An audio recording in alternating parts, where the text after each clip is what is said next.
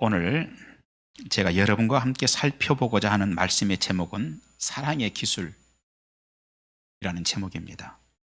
에릭 프롬의 사랑의 기술을 말하고자 하는 것이 아닙니다. 성경에서 말하는 사랑의 법칙들을 말씀드리고 싶은 것입니다. 메리 서번 힐버트라고 하는 사람이 미국 북서부의 해변에서 겨울을 보내던 한 여인을 소개했습니다. 어느 날 그 여인은 바닷가에서 소녀를 만났습니다. 그 소녀가 여인에게 말을 걸어왔지만 별로 반가울 것도 없었습니다. 그래서 그냥 고개 인사 정도로 받아주었습니다. 여인은 다음 날도 그곳에 나갔습니다. 여전히 그 아이가 그렇게 인사를 하고 다가왔고 별로 관심도 없는 대화를 시도했습니다. 그러한 일들은 시간이 흐르면서 일상이 됐습니다. 늘 그렇듯이 여인이 바닷가를 나가면 소녀가 다가와서 이런저런 이야기를 하고 마지못해 들어주는 정도였습니다. 그러던 어느 날 여인의 나이 많은 어머니가 죽었습니다. 그날도 바닷가를 나갔더니 아이가 또 와서 말을 건넵니다. 여인은 정색을 하고 오늘은 우리 엄마가 돌아가셨기 때문에 불행한 날이니 너하고 말하고 싶지 않다. 그러니 저리가 있으면 좋겠다 하고 냉정하게 그 소녀를 거절했습니다. 그 일이 있은 후 여인은 한동안 해변에 나가지 않았습니다. 약 한 달쯤 지난 어느 날 다시 해변에 나갔습니다. 그 소녀는 보이지 않았습니다. 그래서 그 소녀가 살고 있다는 여름 별장으로 갔습니다. 문이 닫혀 있었습니다. 다가가 노크를 했는데 마침 그 아이의 엄마가 나왔습니다. 물었습니다. 아이 있나요? 엄마가 말합니다. 들어오세요. 그런데 그 아이는 지난주에 죽었습니다. 아이가 그동안 백혈병으로 고생하던 중이었습니다. 그 말에 여인은 다리가 후들거려서 더 이상 서 있을 수가 없었습니다. 간신히 집 안으로 들어간 여인에게 어머니는 아이가 써놓았던 편지 한 통을 내다 주었습니다. 떨리는 손으로 펴보았더니 자신과 함께 했던 바닷가를 그린 그림이었습니다. 거기에는 몇 개월 전에 좋은 일을 가져다 준다고 둘이 서로 이야기했던 그 삑삑이 새가 그려져 있었습니다. 그리고 그 아래에 고마웠습니다, 땡큐라는 말까지 남겨 있었습니다. 그날 두 여인은 서로 끌어안고 한없이 울었습니다. 그 후 여인이 깨달은 것이 있습니다. 우리는 사랑하는 법을 모르고 살아간다는 것입니다. 오늘도 대부분의 사람들은 사랑하는 마음을 가지고 살아갑니다. 하지만 때로는 사랑하는 방법을 몰라서 정말 사랑해야 할 그 기회를 놓치는 경우들이 허다히 많습니다. 사랑하면은 중요한 요소가 있습니다. 몇 가지를 살펴보고 싶습니다. 첫째는 타이밍입니다. 어느 날 그날은 안식일이었습니다. 예수님께서 성전에서 한 손 마른 사람과 마주치셨습니다. 이 사람은 아마 중풍병에 걸렸던 것 같습니다. 그래서 한 손이 더 이상 펼쳐지지 않는 그런 상황이었습니다. 사람들의 관심이 집중되기 시작했습니다. 과연 저 예수가 이번에도 환자를 고칠 것인가? 그들은 큰 건수라도 잡으려는 마음으로 보지 않는 척하면서 곁눈질로 힐끔힐끔 쳐다보고 있었습니다. 예수님께서 그 상황을 모르실 리가 없었습니다. 예수님께서 말씀하십니다. 사람들 한가운데 일어서라. 그리고 너의 손을 내밀어라. 이 사람의 손이 완전히 치유되었습니다. 할렐루야. 주님께서는 사랑하는 것이 무엇인지 아셨습니다. 타이밍이 중요했습니다. 그래서 병을 고치시기 전에 건수 잡고 시비를 하려고 하는 자들을 향해서 안식일에 선을 행하는 것과 악을 행하는 것, 생명을 구하는 것과 죽이는 것 어느 것이 옳으냐라고 말씀하셨습니다. 그 소경이 하나님의 은혜를 받아야 하는 때는 즉시였던 것입니다. 그래서 예수님께서는 안식일에 치료를 한다는 비난을 감수하고서라도 그 타이밍을 놓치지 않는 사랑을 베풀었던 것입니다. 그것이 진정한 사랑의 법칙입니다. 꼭 필요할 때 사랑하는 것입니다. 꼭 필요할 때 사랑하는 것입니다. 우리는 가족들을 사랑합니다. 그런데 그 사랑하는 타이밍을 놓치는 경우가 참 많습니다. 교회를 사랑하는 것도 마찬가지입니다. 우리는 교회를 사랑합니다. 그런데 사랑하는 방법을 알면 훨씬 효과적으로 사랑할 수 있습니다. 그 가운데 하나는 타이밍인 것입니다. 지금 우리 교회는 코로나로 인해서 미진한 예배 출석자들이 있습니다. 아직도 한 15% 정도가 교회에 나오지 못하고 있습니다. 그 15%의 사람들이 매 주일마다 예배에 올 수 있도록 그들을 돌아보아야 할 타이밍인 것입니다. 한국 교회에 거룩한 부흥이 오도록 힘써 개혁의 씨앗을 뿌리는 교회가 되어야 할 타이밍인 것입니다. 한국 교회 개혁이 올 수 있도록 힘써 씨앗을 뿌리는 타이밍은 앞으로 50년 후, 100년 후에 우리에게 또 주어질지는 모르겠습니다. 그러나 지금은 분명한 것은 우리 교회에게 하나님께서 그 타이밍을, 기가 막힌 타이밍을 주셨다는 것입니다. 즉 지금은 우리가 힘써서 힘을 합하여서 함께 나가야 할 타이밍이라는 것입니다. 그렇습니다. 지금은 이 일에 함께 힘을 모으는 것이 우리 교회를 사랑하는 것입니다. 주일 예배, 주일 오후 예배와 수요 예배까지 참여하면서 앞으로 가는 일에 힘을 모아야 하는 것입니다. 정지에 있는 신앙생활을 할 때가 아니라는 것입니다. 지금은 정지에 있는 신앙생활을 해야 될 타이밍이 아니라는 것입니다. 함께 힘을 모아서 앞으로 나아가야 할 타이밍이라는 것입니다. 이것은 자전거를 타는 것과 같습니다. 여러분, 자전거를 타기 위해서 제일 어려운 자세가 있다면 어떤 자세이겠습니까? 자전거 위에 올라 앉아서 그 자리에 꼼짝 않고 서 있는 자세일 것입니다. 그것은요, 묘기입니다. 묘기. 그것은 아무나 하는 것이 아닙니다. 우리 교회도 마찬가지입니다. 성도들이 지금 힘써야 하는 것은 영혼을 구원하고 그동안 나오지 못하던 성도들을 찾아가서 권면하고 신학대학교 학생들을 통한 한국교회 변화를 위해서 기도하고 대표 기도할 때마다 빠뜨리지 않고 이 문제들을 위해서 기도해야 되는 타이밍인 것입니다. 이 일을 위해서 우리 한 사람 한 사람이 100m 달리기를 할 때 워밍업을 마치고 그 하얀 라인에 서는 긴장감으로 앞을 바라보고 엎드려야 할 때라는 것입니다.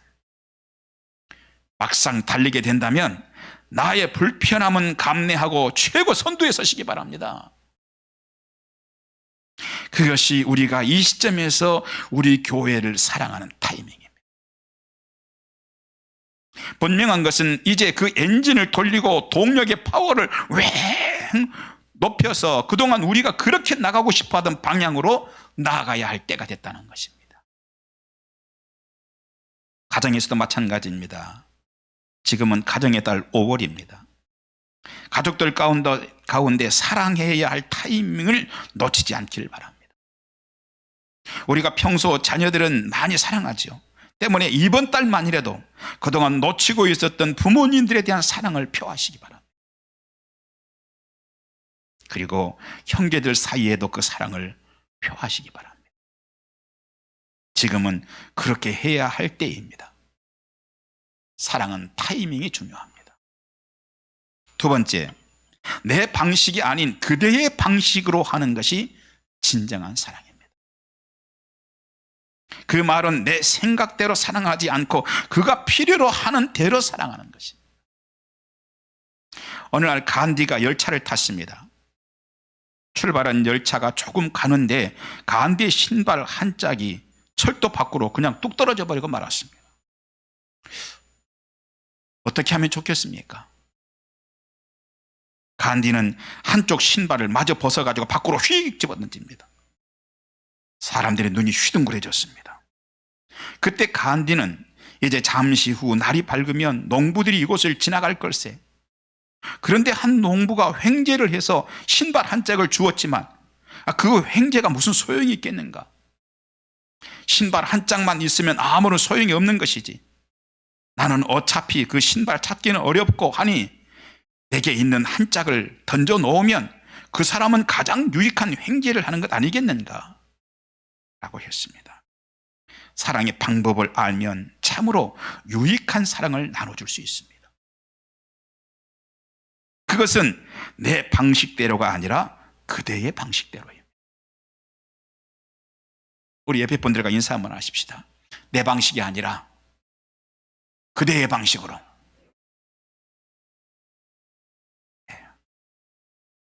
우리 주님은요, 그것을 본문에서 보여주셨습니다. 오늘 본문에 한 손 마른 병자는 늘 마음에 소원이 있었습니다. 그것은 손이 쭉 펴지는 것이었습니다. 그런데 주님은 바로 그 소원을 들어주셨습니다. 내 생각에는 너는 그런 소원이 있는지 모르겠지만 내 생각에는 하지 않으셨습니다. 그것이 진정한 사랑을 하는 방법입니다. 어느 교회라도 진정으로 필요한 것이 있습니다. 큰 교회가 됐건 적은 교회가 됐건 이 교회가 됐건 저 교회가 됐건 진정으로 필요한 것이 하나 있습니다. 그것은 함께 하는 것입니다. 교회가 필요로 하는 간절한 방식, 그것은 함께 해주는 것입니다. 내 생각하고 다르니 나는 아니야, 내가 원하는 방식이 아니니 나는 안 할 거야, 이것이 아닙니다. 내가 원하는 방식이 아니어도 교회가 원한다면 그대의 방식대로 하는 것이 진정한 사랑이라는 것입니다. 그렇게 한다면 우리는 얼마든지 멋있는 교회 사랑을 할 수 있습니다. 함께 기도하는 것입니다. 함께 기도하는 것입니다. 함께 관심을 갖는 것입니다. 마음이라도 합하고 조그만한 거라도 힘을 합하는 것입니다. 그래서 주머니에서 다소의 돈을 꺼내어 놓으면서 전도하는 분들 식사라도 사드세요. 저는 같이 할 수 없지만 이렇게라도 참여하고 싶습니다. 기도할게요. 그것이면 교회가 필요하는 사랑을 하는 것입니다. 그것은 그렇게 어려운 일도 아닙니다. 또 있습니다. 목사님, 우리 지금까지 고생하고 교회를까지 세워왔는데 이제 교회와 한국교회를 위해서 멋있게 계획을 세워보십시오. 힘은 못 되어도 마음은 함께 하겠습니다. 그렇게 하면 교회를 위해서 신발 한 짝을 마저 떨어뜨리는 사랑을 하는 것입니다. 진정한 사랑은 내 방식이 아닌 그대의 방식대로 하는 것입니다. 주님께서 우리에게 베푸신 구원은 바로 그런 것이었습니다. 하나님의 방식이 아니라 우리의 방식으로 우리를 구원해 주셨다는 것입니다. 우리 인간의 의식 속에는요, 값을 치러야 한다는 의식이 꽉 차 있습니다. 지난주 중에 전국신학대학교 학생연합 사무국장하고 저하고 기획국장을 만나서 아주 중요한 것을 기획하고 계획 세우기 위해서 춘천을 갔습니다. 가다 보니까는 가평 휴게소라고 있더라고요. 춘천 가는 길에. 우리가 휴게소를 그냥 지나갈 수는 없잖아요. 휴게소를 들렸습니다. 휴게소를 들려서 이제 핫도그 2개를 샀습니다. 왜요? 그냥 지나갈 수 없잖아요. 그런데 핫도그 2개를 샀는데 어떻게 샀느냐? 카드로 샀습니다. 핫도그 값을 지불하고 샀습니다. 우리는 핫도그 하나를 사는데도 반드시 값을 지불하죠. 운동화 한 컬레를 사는데도 값을 지불합니다. 우유 한 팩을 사도 값을 지불하고 아파트를 사도 자동차를 사도 반드시 값을 지불하죠. 그것이 세상 방식입니다. 그러다 보니까 사람들의 의식 속에 가득한 것이 뭐냐? 반드시 값을 치러야 한다는 의식이 가득한 것이죠. 그런데 그것이 우리들의 방식입니다. 그런데 사실 하나님께서 우리를 구원하시는데 꼭 값을 치르는 것보다 훨씬 효과적인 방식이 아마 하나님께는 있을 것입니다. 그러나 우리들이 가지고 있는 의식인 값을 치르고 구원한다는 방식을 하나님께서 선택하신 것입니다. 그 방식을 선택한 결과 값을 치르기 위해서 하나님께서 인간의 몸을 입고 오셔야만 했습니다.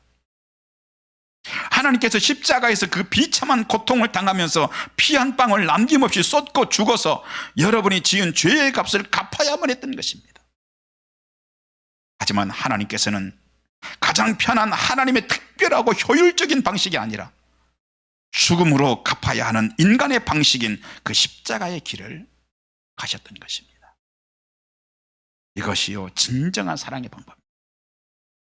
우리를 구원하시는데 꼭 하나님이 죽으셔야만 하나요? 예수님이? 하나님께서는 더 좋은 방식, 효과적인 방식이 많을 거예요. 그렇게 하지 않으셨습니다. 그대의 방식, 값을 치러야 한다는 그대의 방식으로 십자가에 죽으신 것입니다. 오늘도 많은 사람들이 그대를 배려하는 방식으로 하지 못하는 원인이 있습니다. 내 방식으로 하는 것이 또 효과적이라고 생각하기 때문입니다. 물론 때로는 효과가 중요한 것처럼 보일 때가 있습니다. 그런데 구원의 방식을 효과 면에서 본다면 하나님의 방식, 하나님께서 가지고 있는 특별한 방식들이 아마 가장 효과적일 것입니다. 그런데 우리 하나님은 자신이 생각하는 것이 또 효과적이라고 하시면서 구원의 문제를 하나님의 방식으로 풀어가시지 않고 우리 인간의 방식인 갚아야 하는 것으로 그 방식으로 풀어가셨습니다. 만일 누구라도 그렇게 한다면, 자신의 방식대로 한다면 그것은 자신의 능력이 어느 정도인지 보여줄 수는 있어도 사랑을 보여줄 수는 없을 것입니다. 하나님은 인간의 방식을 사용하셨습니다. 하나님이 인간으로 오셨다는 것입니다. 십자가를 지셨다는 것입니다. 우리가 놓치기 쉬운 것이 이것입니다. 많은 사람들은 사랑하는데도 내 방식대로를 고집합니다. 아유, 좀 사랑해 주려고 그러고 정말 사랑하려고 그러는데 기분 나빠서 사랑 안 할 거야. 아주 기분이 안 해. 끝이야. 하지만 상대의 방식으로 사랑하는 것이 진정한 사랑의 방식입니다. 댄 클라크라는 사람이 어릴 때 자신의 이야기를 했습니다. 하루는 마을에 서커스가 찾아왔습니다. 온 마을 사람들이 들떠 있었습니다. 이윽고 저녁을 먹자 이내 사람들은 간헐극장 앞에 줄을 서기 시작했습니다.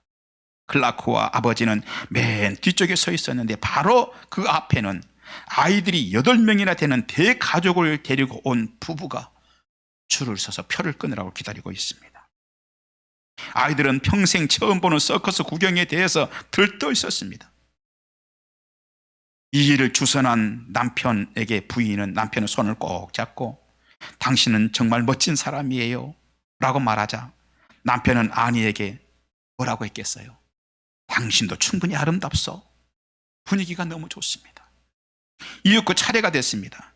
이 아버지가 매표소에 가서 애들 표 8장, 어른표 2장이요 하더니 떨리는 목소리로 얼마요?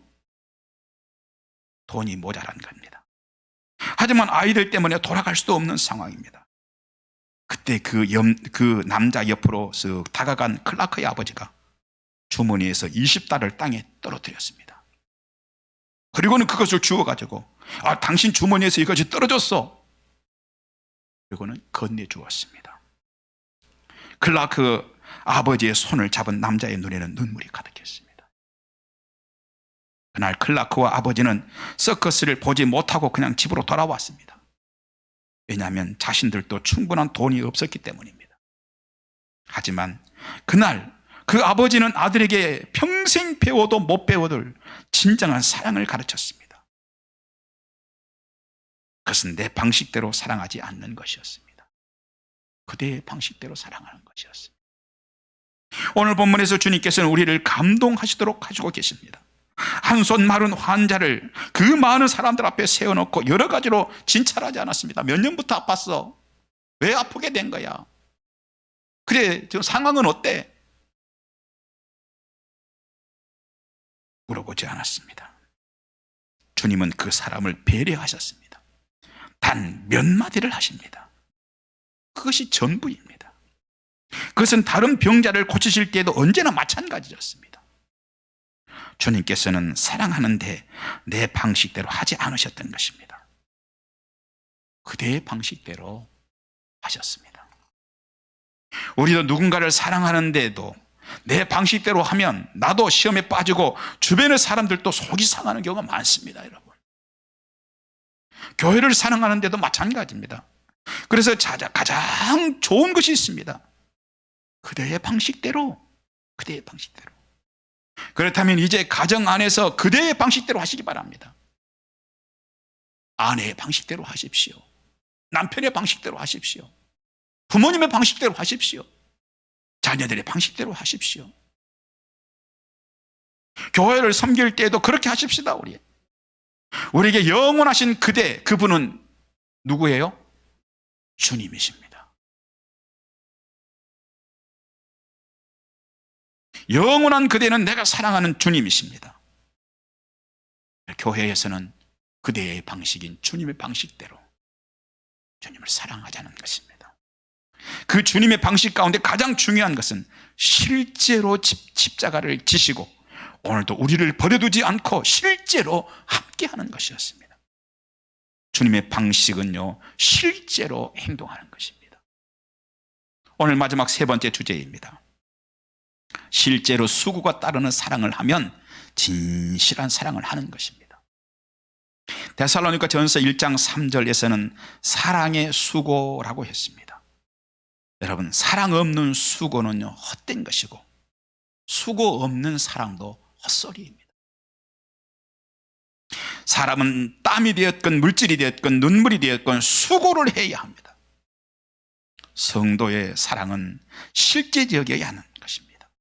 그런데 사랑의 수고는 그냥 되는 것 아닙니다. 생각이 바뀌면 가능해집니다. 즉 사랑의 수고를 해야 할 대상이 나와 상관이 있다는 생각으로 바뀌면 가능해지는 것입니다.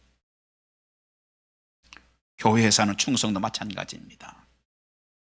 예배도 마찬가지입니다. 교회를 돌아보고 교회를 위해 수고하는 이유가 어디 있습니까? 나와 상관이 있는 교회이기 때문에 충성할 수 있는 것이죠. 예배도 마찬가지입니다. 그냥 예배가 아니라 우리 주일 예배, 우리 오후 예배, 우리 수요 예배, 우리 새벽 예배, 이렇게 할 때 우리가 그 예배에 함께 참여하고 함께 할 수 있는 힘이 생겨질 수 있는 것입니다. 오늘 본문에서는 저 예수가 안식일에 저 환자를 고치기만 해 하는 유대인들과 모든 손해를 감수하고 고쳐주신 예수님과 차이점이 있습니다. 유대인들은 나와 상관없는 그냥 환자입니다. 그러나 예수님께서는 100마리의 양 가운데 잃어버린 한 마리 양입니다. 내 것이죠. 그것도 아픈 내 것입니다. 차이점이 있습니다. 무엇입니까? 생각의 차이입니다. 그 생각의 차이 때문에 유대인들의 눈에는 그 환자가 들어오지 않았으나 예수님께는 그 환자가 눈에 들어왔습니다. 오늘 우리도 마찬가지입니다. 우리 눈에는요, 하나님이 안 들어올 때가 참 많아요. 그러나 하나님의 눈에 우리가 안 들어간 적은 없습니다. 심지어 여러분이 잠을 잘 때에도 여러분은 하나님의 눈에 들어가 있었고, 큰 두려움에 빠졌을 때에도 여러분은 하나님의 눈에 들어가 있었습니다. 그래서 시편 121편 3절, 여호와께서 너를 실족하지 아니하게 하시며 너를 지키시는 이가 졸지 아니하시리로다. 언제라도 여러분은 하나님의 눈에 있었던 것입니다. 4절 보니까 이스라엘을 지키시는 이는 졸지도 아니하시고 주무시지도 아니하시리로다. 언제라도 졸지도 아니하시고 언제라도 주무시지도 아니하시고 하나님의 눈에 여러분이 있었던 것입니다. 5절 보니까 여호와는 너를 지키시는 이시라. 여호와께서 내 오른쪽에서 내 그늘이 되시리니 언제라도 6절 보니까 낮에 해가 너를 상하게 하지 아니하며 밤의 달도 너를 해치지 아니하리로다. 언제라도 상하지 않도록 하나님께서 여러분의 눈에 담고 계셨던 것입니다. 해치지 못하도록 하나님의 눈에 여러분을 담고 계셨던 것입니다. 7절 보니까 여호와께서 너를 지켜 모든 환난을 면하게 하시며 또 내 영혼을 지키시리로다. 언제라도 8절 보니까 여호와께서 너희의 출입을 지금부터 영원까지 지키시리로다. 언제라도. 사랑하신 여러분, 하나님께서는 그렇게 하셨습니다. 우리도 하나님처럼 하면 잘하는 것인 줄 믿습니다. 하나님께서 눈에서 떠나보내지 않고 언제나 담아두셨던 게 누굽니까? 사람입니다. 여러분입니다. 여러분, 우리도 마찬가지입니다. 사람입니다. 언제라도 사람이 눈에 들어와야 합니다. 그런데 사람이 내 눈에 들어오지 못하도록 하는 것이 있습니다. 그를 생각할 겨를이 없다는 자기중심이죠. 그것을 잘 보여주는 것이 선한 사마리아인 비유입니다. 제사장, 레위인 두 사람은 평소에 너무 훌륭한 사람으로 평가받던 사람들이었습니다. 하지만 그들 속에는 사람을 소중히 여김이 없었습니다. 자신들이 해야 하는 일이 더 가치가 있다고 생각했습니다. 저 사람보다는 내가 하는 일이 더 가치 있다고 생각했습니다. 하지만 예수님께서 그들에게 바라시는 것은 사람이 보이는 눈을 가지고 살라는 것이었어요. 강도 만나서 신음하고 있는 사람이 네 눈에 들어와야 된다는 것이었습니다. 여러분, 실제로 사람을 소중히 여기시기 바랍니다. 남편을 소중히 여기십시오. 여러분, 아내를 소중히 여기십시오. 부모님을 특별히 소중히 여기십시오. 우리 인생은요, 쉽게 지나갑니다. 쉽게 지나갑니다. 그런 인생에서 사람을 놓치지 않기를 바랍니다. 쉽게 지나가고 허무하기도 한 것이 인생인 것입니다. 세계를 지배하던 로마에서 15년을 왕위에 있던 네로 황제가 살던 왕궁은 복도의 길이만도 1마일이나 됐다고 합니다. 집안의 모든 벽은 상아와 자개로 장식을 했다고 합니다. 천정은 특별한 샤워 장치가 있어서 찾아오는 손님들에게 향수가 이슬처럼 포근히 뿌려지도록 했다고 합니다. 네로 황제가 쓰고 있던 왕관은 오늘날의 미국 돈으로 10만 달러가 넘는 것이었다고 합니다. 그가 사용하던 노새와 조롱말은 은으로 장식된 신발을 신고 다녔답니다. 우리보다 신세가 나은 겁니다. 우리는 기껏해야 운동화, 구두 신는데 그 노새 한 마리도 은으로 된 신발을 신고 다녔다니 말입니다. 그가 한 번 정식으로 출타할 때면 1000명 정도의 군사와 마차와 말들이 따랐다고 합니다. 그가 낚시할 때에는 금으로 만든 낚시바늘을 사용했다고 합니다. 값비싸고 좋은 옷이 너무나 질비하게 많았기 때문에 한 번 입었던 옷은 두 번 다시 입지 않았다고 합니다. 이처럼 네로 황제는 극치의 부귀영화를 다 누렸지만 결코 행복하거나 만족한 생활을 하지 못했습니다. 그래서 허무와 공포 가운데서 스스로 생명을 끊는 자살을 하고 말았습니다. 저와 여러분도 인생이란 안개와 같은 것입니다. 쉽게 지나갑니다. 사람을 소중히 여기시기 바랍니다. 사람이 눈에 들어오시기 바랍니다. 그리고 그들이 나와 상관이 있다는 성숙함이 있는 여러분이 되시기 바랍니다. 특히 우리 성도들을 서로 귀하게 여기시기 바랍니다. 골로새 교인들은 그것을 알았습니다. 그들도 한때 예수 믿기 전에는 서로 남남이었기 때문에 함께 나눌 아픔도 없었습니다. 하지만 그들이 예수를 믿고 난 후 서로 한 형제임을 알았습니다. 그리고 아픔도 함께하기 시작했습니다. 그래서 바울이 골로새 1장에서 성도들에 대한 사랑의 수고를 내가 들었다 말합니다. 초대교회 당시 그들은 숫자적으로 매우 적었습니다. 그러나 그들은 한 가족이었으며 천국 백성이었으며 부활의 날에 얼굴을 대할 자들이라는 사실을 너무나 잘 알고 있었습니다. 그 알은 서로 사랑의 수고를 하는 엄청난 응집력을 발휘하도록 했습니다. 그 응집력은 핍박의 일상인 초대교회 당시를 살아가면서도 하늘의 가족 공동체가 무엇인지 보여줄 수 있도록 했던 것입니다. 하나 때문입니다. 단지 예수 믿는 사람들이라는 것 하나 때문입니다. 그것 하나 때문에 서로 아껴주고 소중히 여김이 있었던 것입니다. 데살로니가 전후서에서는 사랑의 수고를 하라고 말하고 있습니다. 골로새서 1장에서는 그 대상이 성도들이라고 분명히 말씀하고 있습니다. 성도들 간에 사랑하라는 것입니다. 제가 어릴 때 시골 교회에서 성도들은 육신의 형제들보다 서로 더 가깝게 지냈습니다. 양식이 귀할 때 그 귀한 양식을 내 육신의 형제 집에는 가지고 가지 못해도 교회 안에 가난한 성도의 집에는 가지고 갔습니다. 오늘 성경이 말씀하는 성도 간 사랑의 교제가, 사랑의 수고가 그것입니다. 그런 모습이 정상입니다. 그런데 요즘 한국 교회에서는 그런 것이 식어지고 있습니다. 현대 교인들은 알고 지낸 지 오래된 교인들이기 때문에 사랑해야 된다고 생각합니다. 또는 아주 특별한 사이로 발전시켜왔기 때문에 그 사람들에 한해서 사랑해야 된다고 생각까지 하는 타락한 모습을 보이고 있습니다. 아닙니다. 우리는 단지 그가 성도이기 때문에 사랑하는 것입니다. 초대교회 당시에는 그렇게 하는 것이 자신이 성도라는 것을 입증하는 기준이었습니다. 초대교회 당시에는 우리가 안 지가 오래됐기 때문에 우리 서로 사랑하는 거야, 이건 타락한 것이었습니다.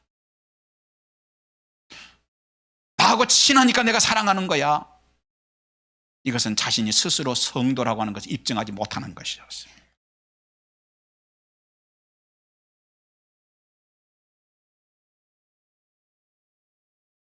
이제부터라도 우리가 기억해야 하는 것이 있습니다. 인간의 정보다 가까운 것이 있음을 알아야 합니다. 피입니다. 피 중에 가장 진한 피는 부모로부터 함께 받은 피입니다. 그것이 섞이면 형제라고 합니다. 피가 섞인 형제 간에는 서로 네것 내 것이 없습니다. 그런데 부모의 피보다 더 진한 피가 있습니다. 하나님의 피입니다. 여러분들이 누구입니까? 그 하나님의 피를, 그리스도의 피를 나눈 자들입니다. 그런 자들이라면 사랑하시기 바랍니다.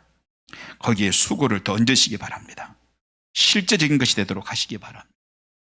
그래서 사도 요한은 요한 1서 3장 18절, 자녀들아 우리가 말과 혀로만 사랑하지 말고 오직 행함과 진실함으로 하자 그랬습니다. 하나님이 우리를 실제로 사랑하심처럼 우리도 그렇게 서로 사랑하며 살아야 될 줄 믿습니다. 기도하겠습니다. 주님, 진실한 사랑을 하며 살게 도와주시옵소서. 우리 가족들 사이에서도 교회를 사랑하는 것도 타이밍을 놓치지 않게 하여 주시옵소서. 내 방식대로를 고집하지 않게 하시고 그대의 방식대로 할 수 있도록 은총도 베풀어 주시옵소서. 하나님 아버지, 간절히 원하옵나니 우리를 긍휼히 여겨 주셔서 말로만 사랑하지 않게 하시고 실제로 하나님 아버지여 사랑할 수 있는 저희들이 되게 하시되, 그 일을 위하여서 우리가 상관이 있다는 사실을 발견하게 하여 주옵소서. 예수님 이름으로 기도하옵나이다. 아멘.